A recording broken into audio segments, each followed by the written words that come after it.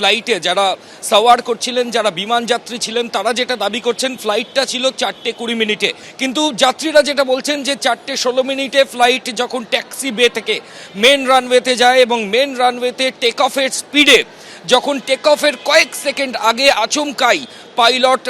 আচমকা pilot break করেন এবং ফ্লাইট দাঁড়িয়ে যায় এবং একটা শব্দ হয় এবং এই আচমকা দাঁড়িয়ে যাওয়াতে ফ্লাইটের মধ্যে যারা যাত্রী ছিলেন তাদের মধ্যে চাঞ্চল্য ছড়িয়ে পড়ে। কিছুদিন আগে আহমেদাবাদে যে মর্মান্তিক ঘটনা ঘটেছে,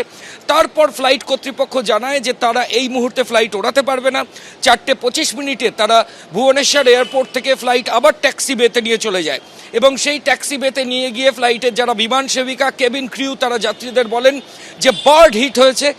ঠিক সেই কারণেই কিছু এমার্জেন্সি কাজ ফ্লাইটে করা হচ্ছে। কিন্তু প্রায় আধ ঘন্টা 40 মিনিটেরও বেশি সময় যখন ফ্লাইট ট্যাক্সি বেতে দাঁড়িয়েছিল যাত্রীদের নিয়ে, তখনই যেটা দেখা যায় যে ওই ফ্লাইটের টায়ার সেটাও